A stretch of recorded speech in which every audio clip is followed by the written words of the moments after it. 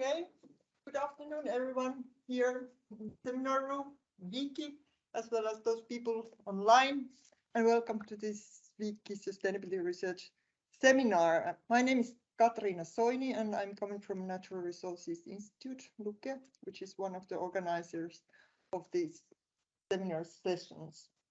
And today we are talking about biomasses, and actually this is the second session under the theme of the materiality in socio-ecological systems that we selected for this autumn. And as we focus today on biomasses, and as you know, along with the increased awareness of the planetary boundaries and scarcity of the natural resources, there is also an increased interest in various biomasses, how we can make better use of them, and this, of course, on the other hand, raises many sustainability issues from an environmental, social, and also from the economic point of view. And today we have three presentations that tackle these issues from all these three angles. And we have the first speaker from LUKE. She's Saija Rasi from Jyväskylä, and she will talk about the sustainability of the biogas production from different organic waste and side stream.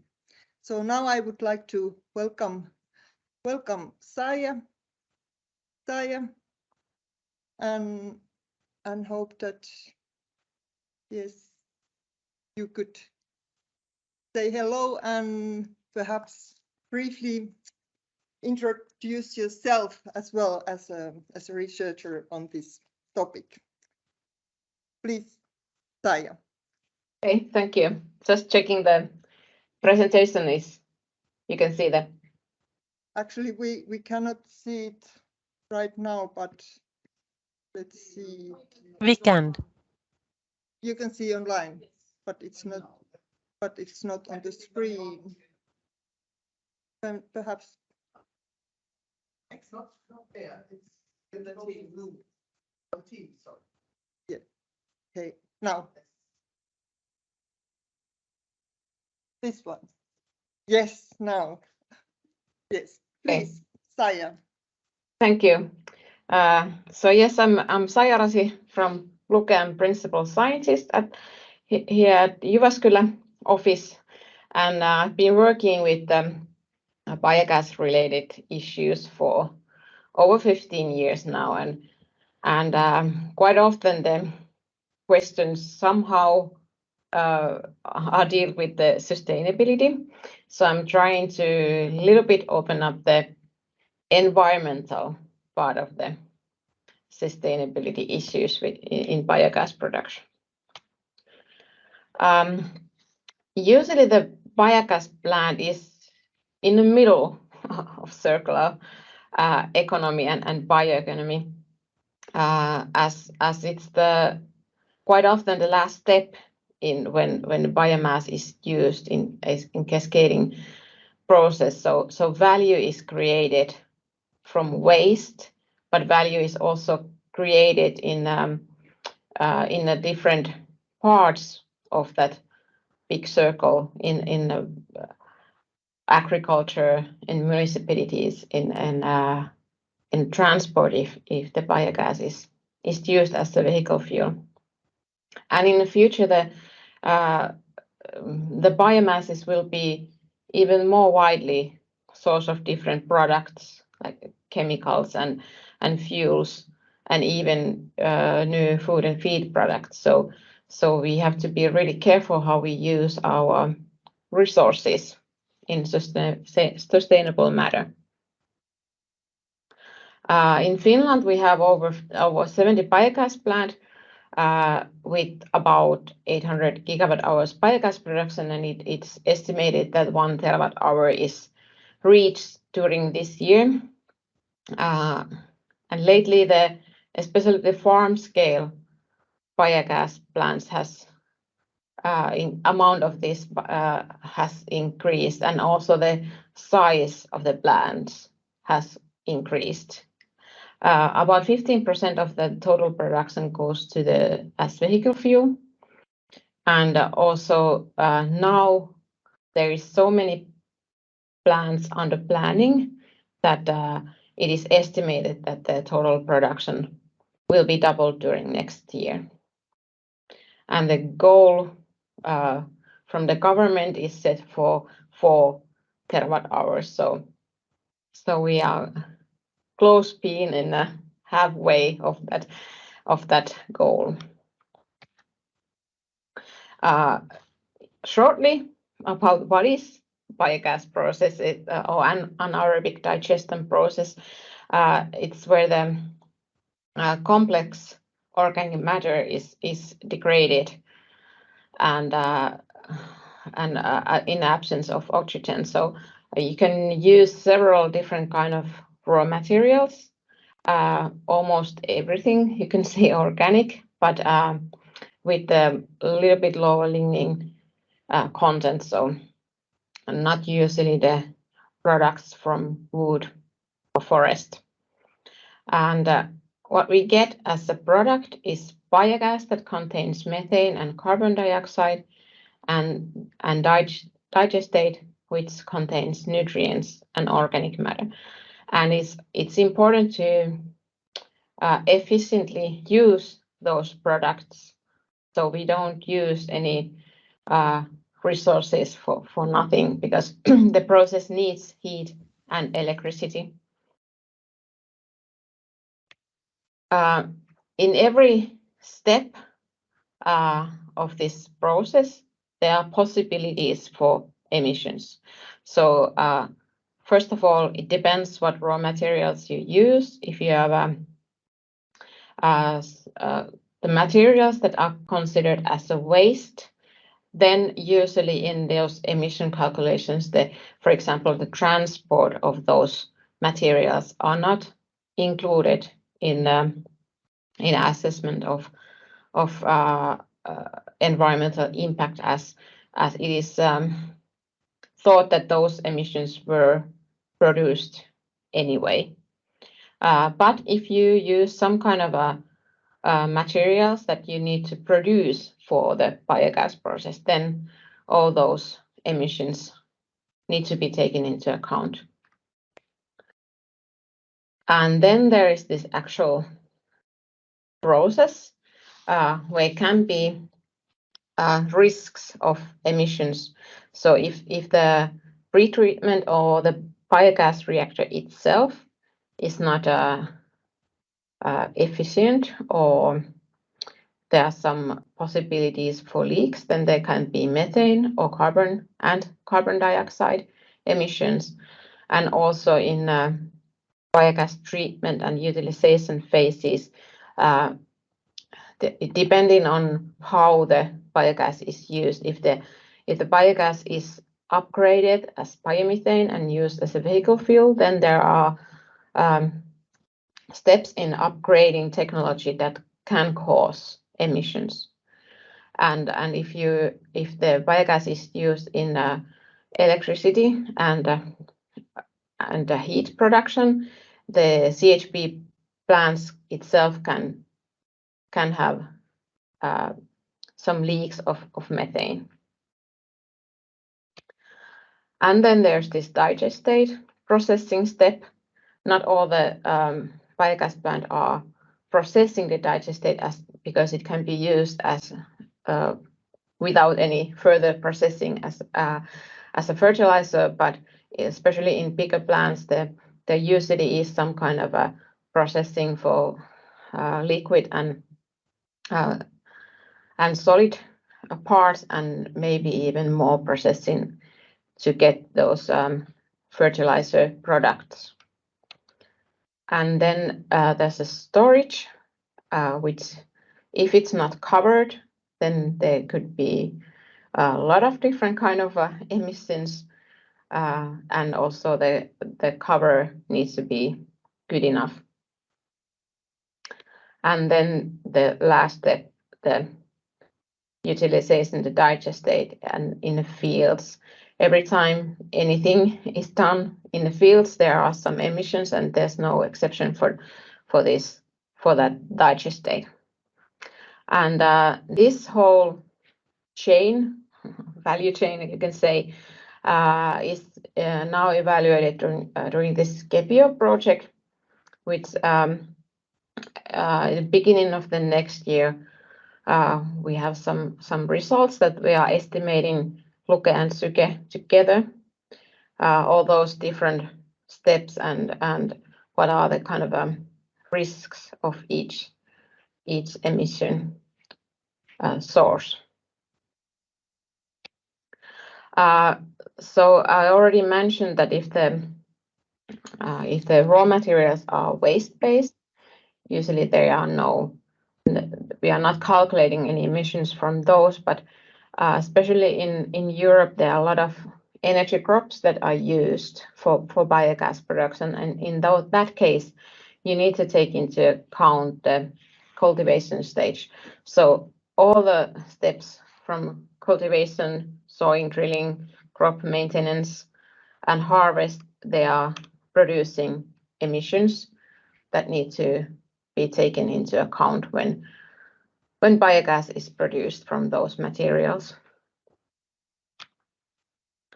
Well, all of this is taken into account in the Renewable Energy Directive too. In this second version of this directive, the biogas is included. If you are producing transport fuels, then all different size of biogas plants are under this directive. And if the biogas is used for heat and electricity production or only heat production, then this directive concerns but only big plants and not so-called farm scale plants. So I took this example from this transport option. So there are in this directive, first of all, it already takes into account a little bit of those processing kind of steps or risks. So if the digestate storage is open or covered, there are different kind of values for emissions. And also if the in this case when the gas is used as vehicle fuel, it needs to be upgraded, and this in those upgrading plants that may cause methane emissions, there's two options: that if those off gases are released in the air, then there's the methane emissions, but there's an option that if it's combusted, then the methane is transforming as the CO2, and it's not that high that the effect on climate. So in this directive, there are those default values that all the plants can use if they want, when they need to assess that how is the production sustainable or not. It is also option for all the plants that they calculate these values themselves. But if the raw material is, for example, this manure or maize or biowaste, then these default values can be used. And what it means that this directive says that, well, on top of this, there's a lot of criteria for what kind of biomass can be used and what is categorized as sustainable. But this table only shows the kind of the total emissions that comes from the biogas plant, and they are evaluated or compared to the emissions that comes from fossil fuels. And it is said in directive that in this transport use, the emission reduction compared to the fossil fuels needs to be more than 65%. Otherwise, it's not considered as sustainable. And also when you use manure as a raw material, you get these manure credits or manure bonus, which comes from the kind of this average calculation of how much emissions, how much less the emissions are when the manure is processed in biogas processes compared to the situation where there is no processing of manure. And now if we see the first example where the manure is used as a raw material in this open, the digestate storage is not covered, and there is no off-gas combustion in the phase of biogas upgrading. The emission reduction is still 72% because of this manure credit. And then if you do have the off-gas combustion, but still the digestate storage is open, then the reduction is 94%. And again, if you improve your process and close your digestate storage, but still don't have the off-gas combustion, then the reduction goes up to 179%, and in the last case, 202%. So basically, if you use the directive is kind of pointing that the manure should be treated in a biogas process, that there's so big those emission reductions. And just the example for the biowaste, if you don't have the covered digestate and you don't have the off-gas combustion, the emission reduction is only 20% and it's not considered as sustainable in this directive. But with the better better practice, the biowaste also can reach those. Thank you, Saija. Oh, only 2 minutes to conclude. Yeah, I don't have a lot. Thanks. Okay. And then this example from grass that was calculated at Luke without using those default values, and then we could see that because we need to take into account those crop cultivation stages, the reduction can be reached only if manure is used as a co-product, co-raw material, or the grass comes from, for example, from crop rotation where the cultivation stage is not taken into account. So coming to the last slide, there are some mitigation strategies that are that should be used. So you should avoid or reduce emissions from digestate storage, because that is a quite of a big step or big risk to have emissions. And there should be, of course, good gas management and leakage detection. If the gas is used in the CHP production, heat and power production, there should be proper settings and maintenance of the CSP plant. And then for the upgrading, good settings for avoid all the emissions, and also the substrate has a big difference. So for manure it's a kind of a good raw material also for this sustainability point of view. And this KEBIO project that is now ongoing, that this will produce more guidelines for this mitigation in Finnish scale. And and basically just to kind of conclude, the biogas production can be sustainable, but it also can be unsustainable. So you have to know what you're doing and know the risks. Thank you. Thank you very much, Saija. I think that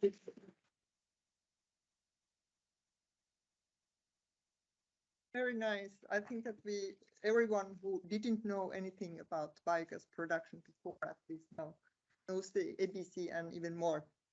So thank you again. Now we have maybe time for one question, please. And if you can speak up because. Okay, I'm Kim from the Forest Sciences. Can you hear Kim? No. Okay, could you please come here so that you can present your questions and I don't have to repeat. We have a kind of simple technical management today. Okay, I like to ask when you told that the biogas production will double, say, this coming year. So there will be a lot of, or there are a lot of new gas production sites coming. So is there any kind of control or something that's how sustainable are they in practice? You know, the technical approaches they have used and the use of biomass and maybe then the materials that are produced, how they are further. Yeah, of course, all the plants need to have those environmental permits and stuff like that. But this red directive, if the plant is producing this vehicle fuel or if it's big, then it has to prove this sustainability through that emission calculation that I showed. And in the smaller plants, it's kind of in a way bigger risks if they are not under this red directive. But of course, there's some other environmental permits that they need to fulfill, so the risk is smaller. But basically, especially in the transportation sector, these sustainability criteria need to be proven in all the plants. Thank you very much. And this case again shows us that when we are thinking about the sustainable solutions, there can be some trade-offs to be considered and compare. So thank you again, Saija, and if possible, stay online until the end of the session. Yeah. Yes. And continue discussion also after the session outside this room with the coffee. But then we have the next speaker, Helena Valve from the Finnish Environment Institute, and she's a senior researcher and working on the on business models related to biomasses, among others. But please, Helena. Can you put my presentation? Yes, of course. When you're doing that, I want to. I also in the second I learned a lot. So I hope Saija, you are still online and then you might also comment my presentation as others. So yes, my name is Helena Valve and I come from the Finnish Environment Institute. I'm a social scientist focusing on environmental governance research and do environmental policy analysis in fields. And today, what I would like to talk to you about are these my work with circular economy solutions and policies, and as Katriina said, to discuss about economization. There's some technical hassle.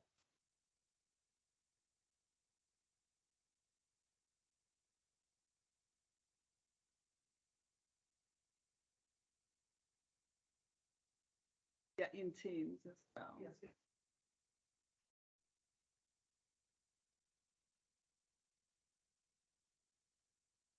How about now? Okay. Not optimal.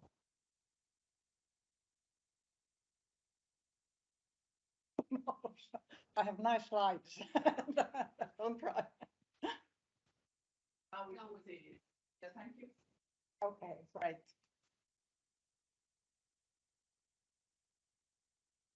Okay.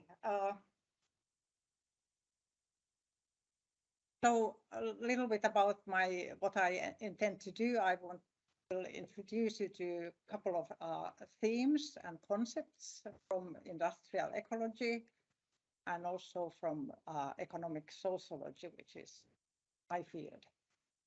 And indeed, I will use biogas production as a case when studying about what I call economization of wastes and side flows. And here biomass is today. And really my aim is to make a methodological contribution and somehow show you that we need to focus on business model ecosystems when we study circular economy solutions and environmental policy solutions. Yeah, and go further. I hope I can convince you. My presentation is based on 2 papers, and I wish to acknowledge my co-authors, David Lazarevich and Mikko Humalisto, have been working in an Academy of Finland project. What I'll be telling in here is work which is, well, these papers have been published a couple of years ago. The empirical findings are kind of snapshots, the circumstances that prevailed at that time. And as Saija told us, the field, biogas production field in Finland is developing very intensively at the moment. But yes, my point is methodological. So first of all, in circular economy literature, if you go through it, you very soon will come across this idea of circular economy transformations should be brought into the level of individual firms, and that the firms should adopt what they call circular business models. And the idea, there's a lot of literature telling how firms are to do that and to kind of leave the linear business models behind. There's no kind of a uniform definition for business models, but the idea is to focus on how value is created. For example, today from these nutrient-rich biomasses, and how this is transformed into firms' revenue then.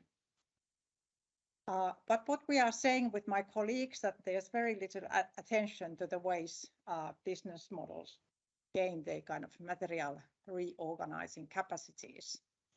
That is how much they really help us to reduce the consumption of virgin raw materials, how much they can replace these virgin materials, and how they actually help to transform anything.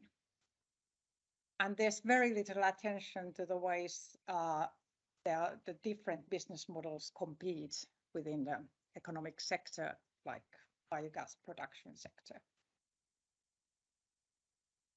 Before going to the empirical case, I want to highlight that economization, kind of a rendering economic of generating economic value from waste and side flows, is pretty specific compared to many other fields. First of all, what I call here economization doesn't always imply that these biomasses transform into commodities which are exchanged markets. So in Finland, for example, there are many cases where the digestate Saija was talking about, which can be a very good and valuable organic fertilizer and source of organic matter.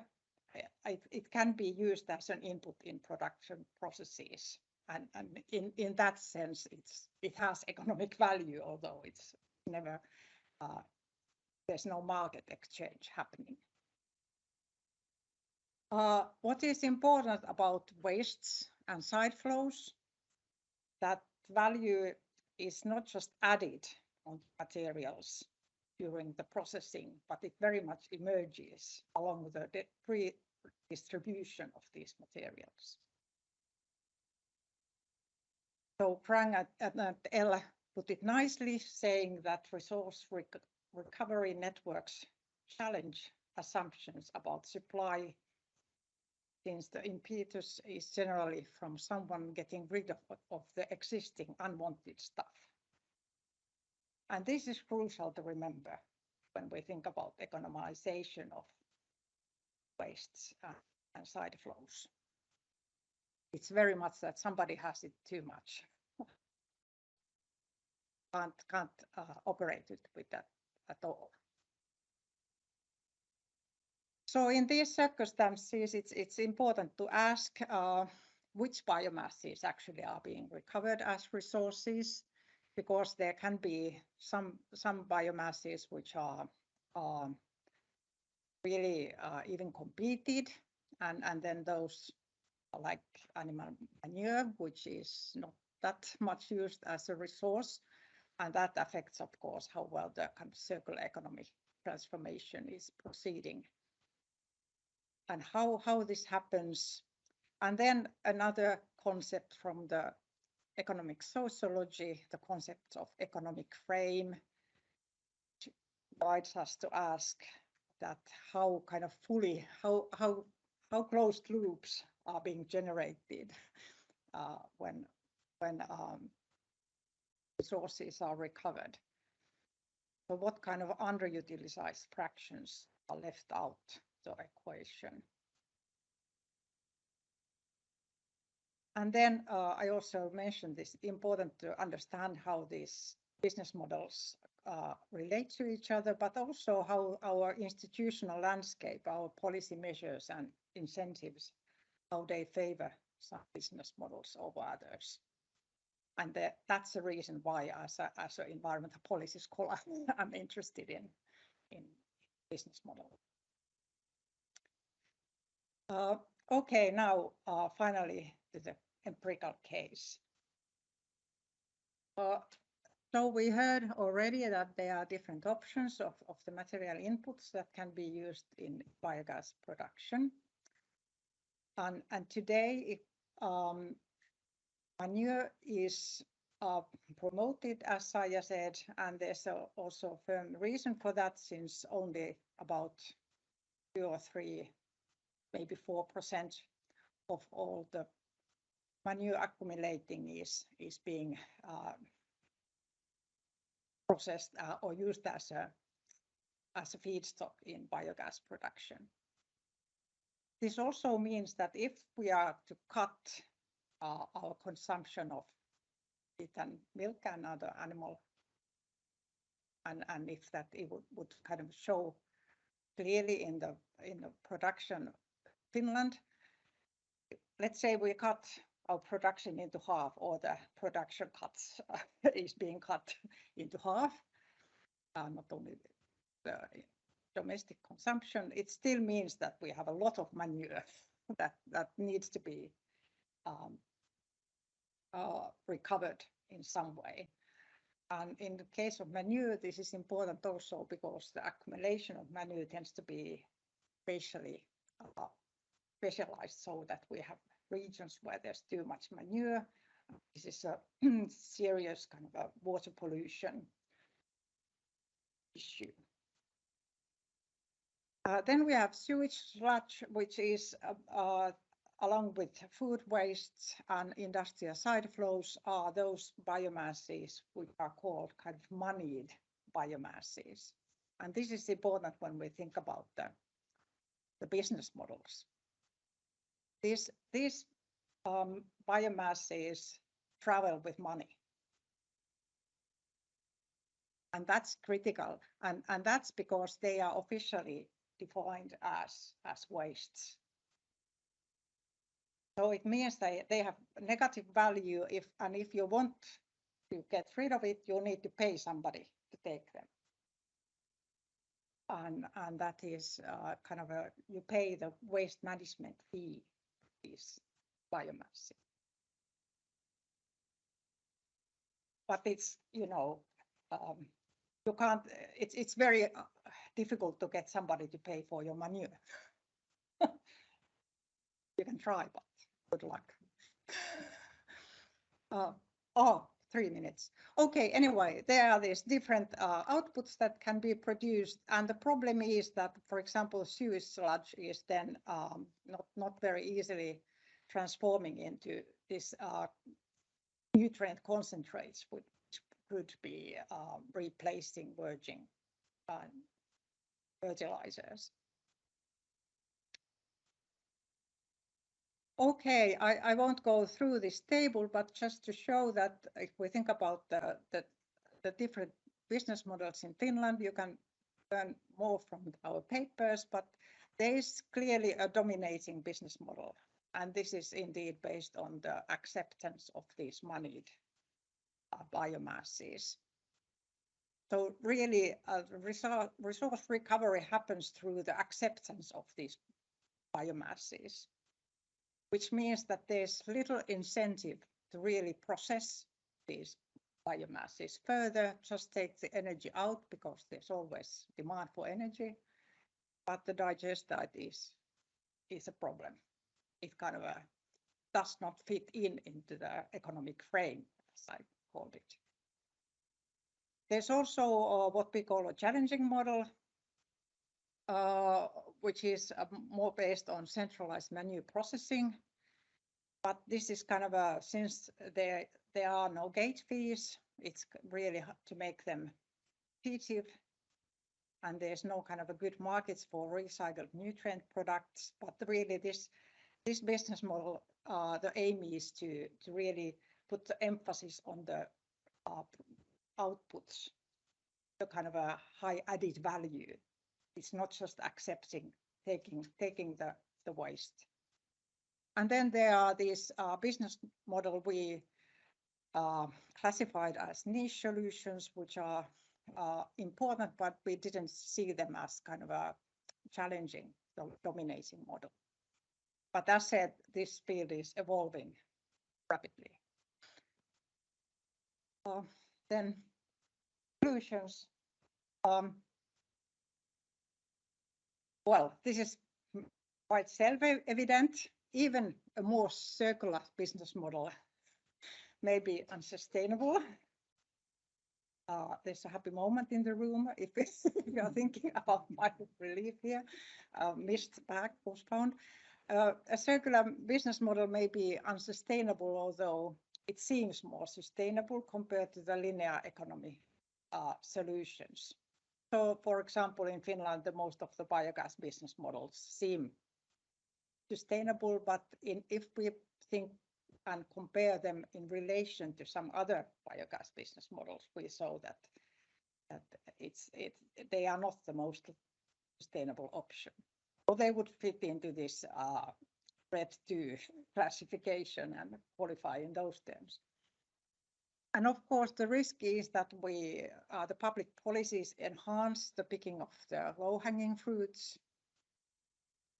And if we don't kind of sensitize to the differences in the economic sector, we might carry out policy analyses that are very superficial or even distorted. We don't see the differences within the sector if we think that's genius. And easily these dominant business models may seem as natural ones. So we think that this is how the firms operate, although there is different differentiation within the field. So if we go and ask the stakeholders, they present us the dominating model we don't know about. And, yeah. And there's, on the other hand, there's also a risk that we expect too much from the niche solutions, although they are not really aiming at kind of taking over the business model ecosystem. Yes, thanks.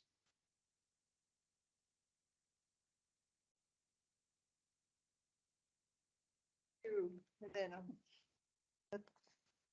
And a nice continuation. Saija's presentation. Some thoughts of the feasible economical. A lot of expectations are there, but try to make it sustainable and economically feasible. That's a big issue. So, are there any questions? Eva, raised hand, please come here. I have just, thank you very much. Thank you, Helena, and thank you also to Saija. So somehow my question is this, that how much in general in both of these presentations do we build an expectation that this raw material or energy source is available even when there are competing uses? So when you're closing the loops or you're expecting the grass to be available for something, there might be then a competing use emerging. And how is this kind of like crossing systems considered in these? Saija, would you like to? Well, it's a it's so big question that I don't think I have enough time and or even the knowledge to go through all. But in biogas, it's kind of a because usually in many different options where you can use the biomass, it's not as fully utilized as in biogas production. So like I showed in the first picture, it's for this cascading use of biomass, the biogas production can be the kind of the last step. So it's not all the competing use, it's not always really competing. They can be also merged. Really shortly. If I may continue, I would like to take a little bit different perspective and say that also the outputs that we think that we know where they are going. For example, when we now think about kind of a highly processed nutrient products, and we want to promote production of these nutrients, and because there's lack of fertilizers and prices in agriculture. Indeed, when the further they are kind of processed and the more money is invested, those products are going to be used mainly by industries because those can pay best for that product. So there might be also competition in terms of the outputs, or even they can be kind of a exported. Yeah. Thank you very much. There is also a question by Juha Helenius. So if you can make only very, very short question and we can have a short reply and then we can move on to the next presentation, please. Thank you, Katriina. This does not necessarily need a reply or response. It's just a comment on this good presentation. Thank you for the presentation. I just want to point out that there are studies like the one that I sent for information over to you all in the chat done in our group, where we look at biogas production not as business in itself, but as part of a systemic transition. You can call it a niche transition. We were dealing with food system and proposing a system transition, which in our study points towards multiple benefits in terms of sustainability goals. And biogas production is just a technology that fits in to this systemic transition model rather than a goal in itself or a business in itself. Thank you. Thank you, Juha. I can also see that there is one question from Tanya Suni, but as we are running out of the time, would it be okay, Tanya, for you to send your question by chat, and maybe the Helena or anyone can comment and answer the question so that we can have the next speaker? Or If it only takes 30 seconds and it's not a question, it's just a comment, good. just like Juha. Okay. Thank you. Yeah, very good presentations. Thank you very much. I'd just like to actually add to what Eva was asking about the sufficiency of the raw material, whether that is actually taken into account or calculated anywhere. I would take it one step further and talk about prioritization of uses, because the green transition really requires biomass to be used for much, much higher value products than just energy, for instance. So prioritization would be something that we really need to discuss and also research. And finally, even the economic part of it, the value per ton or cubic meter of biomass is something that we should kind of start focusing on more. How much value do we need per gram or ton or cubic meter in order to stay afloat and keep our competitive edge? Thank you very much. Thank you, Tanya. And now I can welcome Maria Brockhaus, professor from HELSUS, and she will take us to global level and provide some insights on the quality issues related to biomasses. So please. Thank you. And let me add that I'm actually from the Forest Science Department of Helsinki, but also a very happy member of HELSUS. And in that capacity, I would actually move now, or I would follow this circle when we talk about circular economy, as we heard in the earlier talks, perhaps a bit broader and reflect, and building in perhaps also some of the comments that came from the audience already, and reflect a little bit on where are these biomass flows actually flowing from. So it seems that we have actually very much an understanding of circular as being the happy local circle. But since colonial times, this is obviously not the case. So in my talk, I will talk about flows of biomass through what we call the infrastructures of inequality. And the questions I'm tackling or try to tackle a little bit in this presentation is actually what enables and who benefits from flows of biomass. This was something I would think we also would need to reflect on in these earlier talks. And then how to break and transform long-standing infrastructures of inequality towards more just and equitable futures. This is work obviously not by myself alone. So there are many people also here in the room that have contributed and that contribute through different pieces of work from institutions like University of Yaoundé 2, University of Kinshasa, Chinese Academy of Forestry. I'm just looking here at the names. We also have civil society organizations in very different parts of the world being part of this rather big, ambitious study program that links to a couple of projects. That was lots of upfront text, but maybe the talk will have basically three big parts. So the first part, since I keep talking about infrastructures of inequality, maybe I should define what I'm talking about. And then the second part is how we in all our research efforts try to approach these infrastructures of inequality and try to understand, unpack it. And the third part, which is actually one slide, and that's where I will talk a little bit about the key findings that we see so far emerging from our work, and reflect a bit on what that actually implies for research and our research agendas. So first part, defining infrastructures of inequality. And I would start with forests and forest lands, not only here in Finland, where I think forests are, as we all know, also highly contested, and forest lands are highly contested areas. We do have all over the world, and especially also in the global south, a myriad of actors and interests really in these landscapes. And this here is just one picture. This would be, by the way, the moment where I would move away from the camera, but I cannot because Eva will kind of make me stand.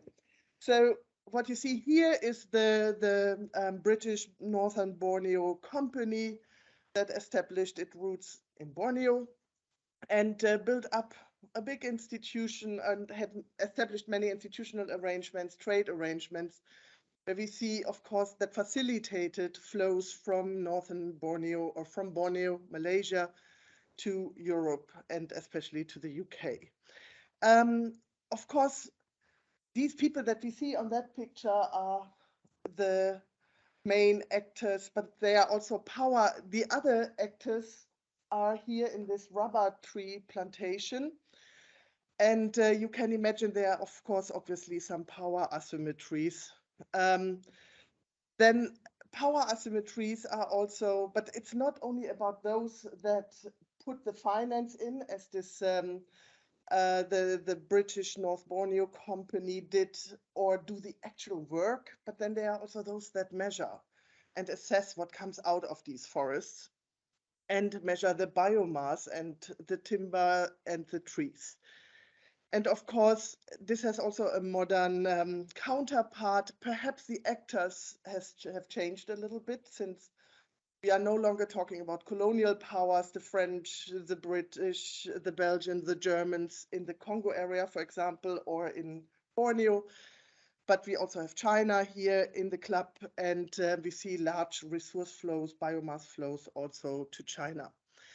And then there are people, as you might maybe can see, like myself and my colleagues. And this picture was taken by Nina, and we were standing in a oil palm plantation in Cameroon in June and doing our research. So researchers and our understanding, our ways of legitimizing or delegitimizing land uses is of course also part of the picture.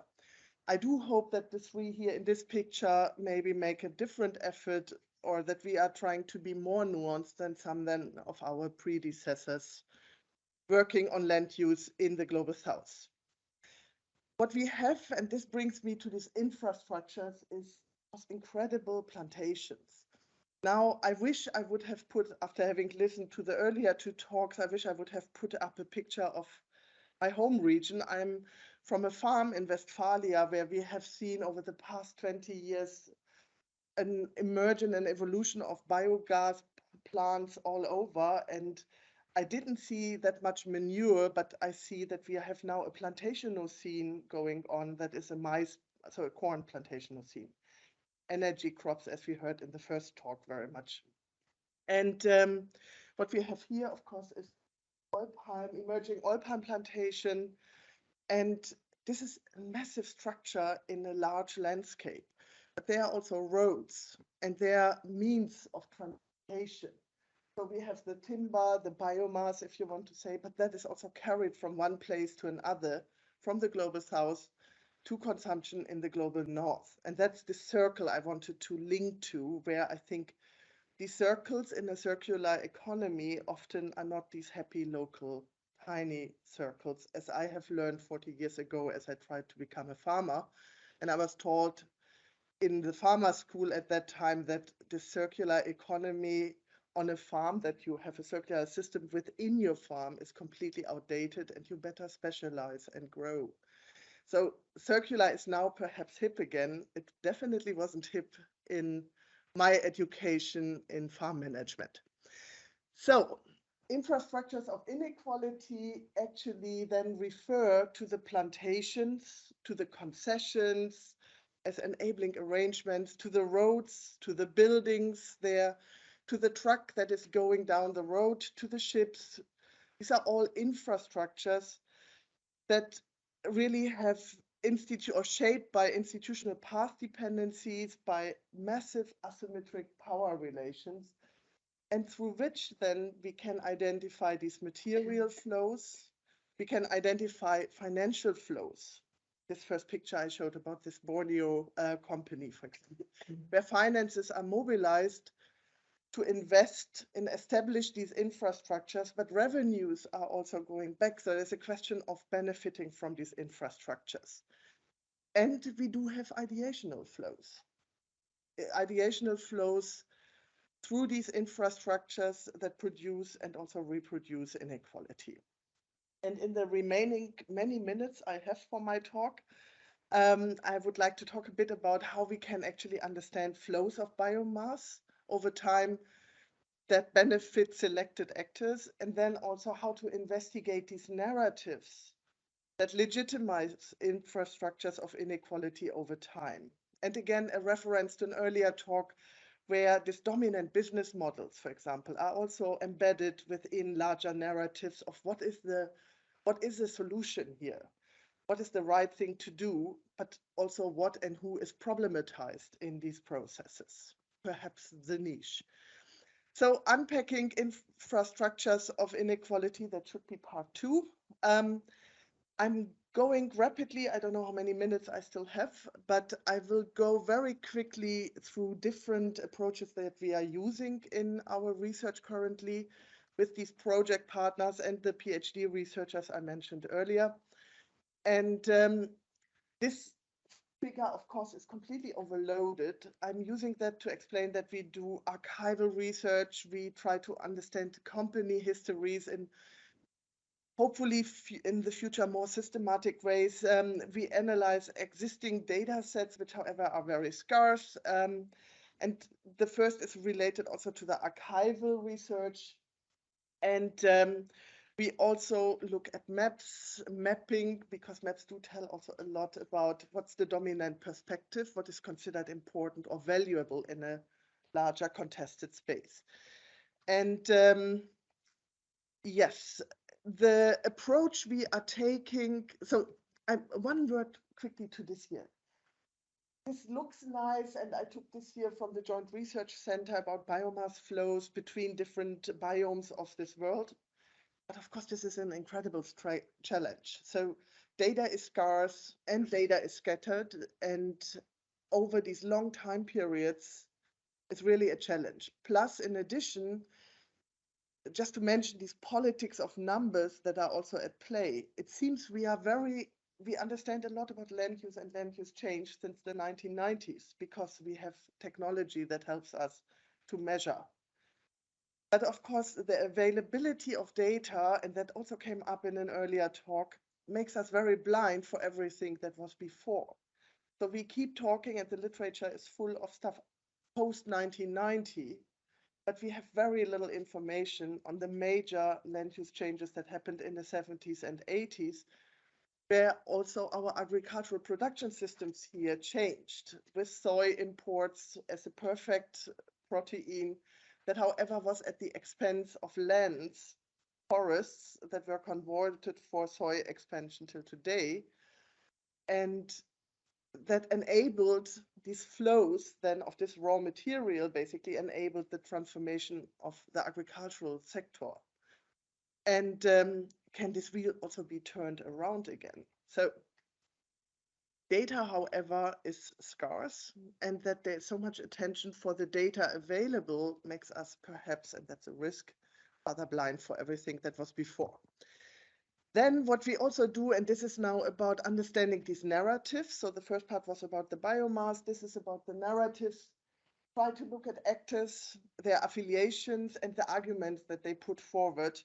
In this case here, what we look at, this is from Philip Leifeld, the discourse network analyzer, where we use print media and we look at print media articles. Just to give an example, that's worked with colleagues from Japan and basically all the countries I mentioned before, where we look at newspaper articles for 2 case studies. This here is from Borneo, where there is a carbon deal. So the state basically sold off a concession for 100 years to a carbon company for over 2 million hectares.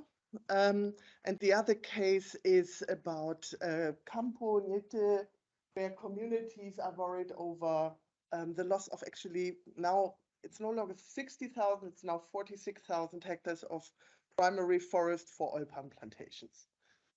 And there is a company that has this concession. And we investigate here, what we do is we investigate the print media, try to understand who speaks and what arguments do they put forward. And then we do have also, that's another thing with Arto Malkameki and other colleagues, where we try to look at advocacy coalitions. For this one, we don't use traditional print media, but we look at Twitter data and try to understand who shares the same, so who is who is endorsing whom through retweets. This is very recent work and shows also how political coalitions really are so resistant and persistent over time that it might not deliver changes that would help to break with these inequality structures that I described earlier. And this here is work, that's the only one that is already published, actually, where we look at science roles. So we look basically at, we looked at literature, scientific literature over time, and perfect. And we looked at scientific literature here and tried to understand how actually scientists over the past 150 years or 120 years have framed a forest frontier in the global south.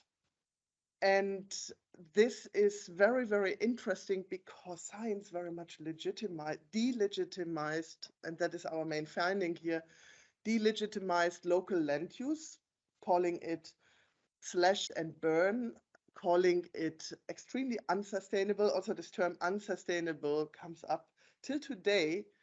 These narratives are very persistent because till today, I think the only land use that have to justify its sustainability is shifting cultivation.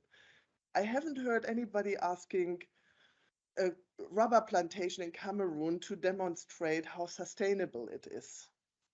And that's very, very interesting. The language that I heard earlier here in the talks is also, like earlier it was said, it's a bit less sustainable, or there is a risk that it is not really sustainable. But it's still, by this word construction, gives this claim of there has to be some sustainability rather than, and that is what happened to shifting cultivation and local land use, where it was completely delegitimized. And that brings me to my last slide and the last part of this lecture. I'm lecturing all day today.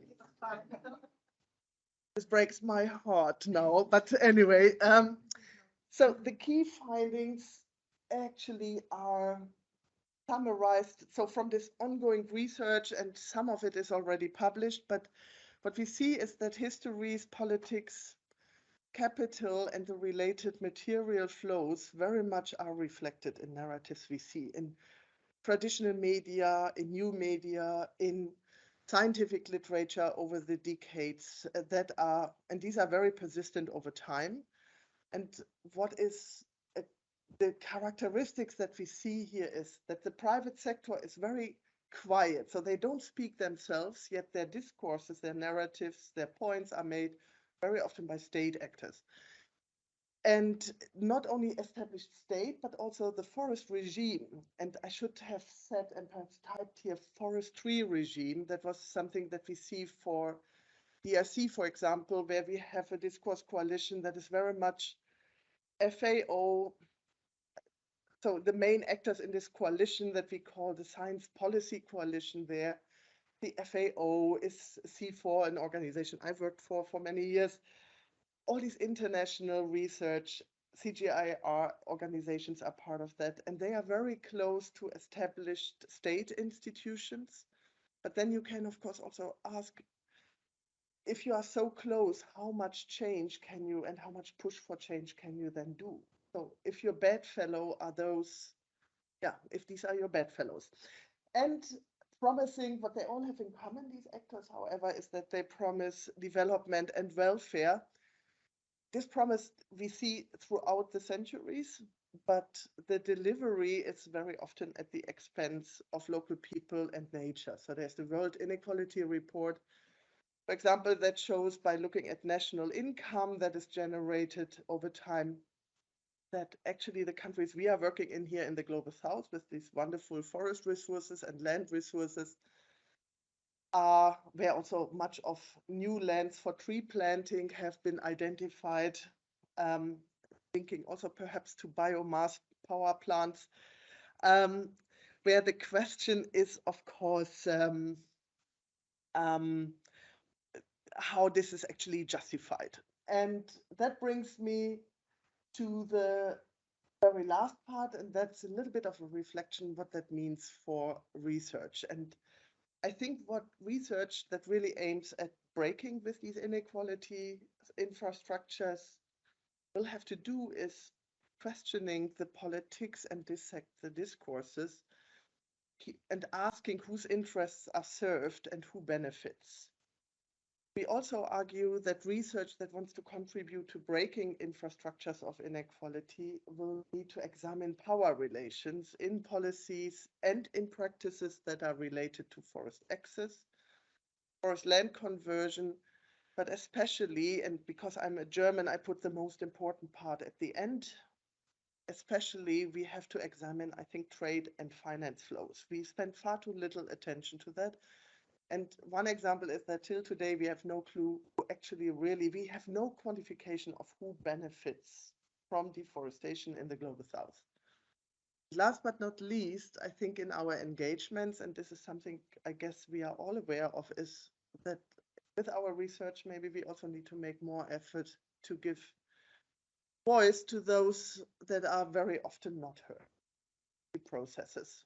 Thank you very much.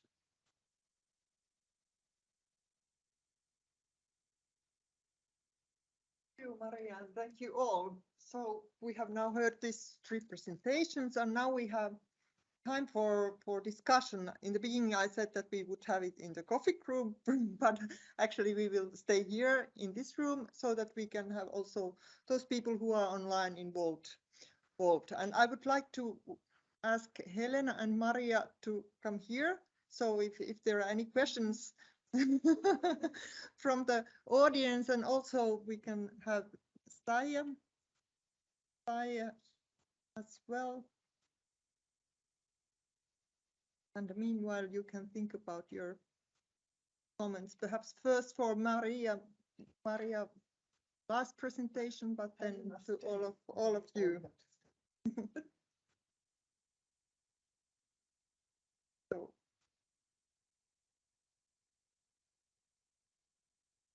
I think everybody is now exhausted. they are thinking. Okay.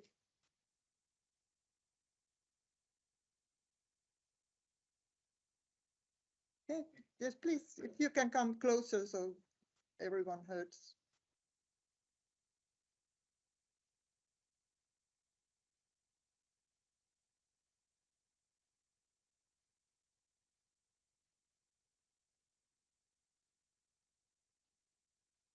Yeah, first of all, thank you to all of you. It was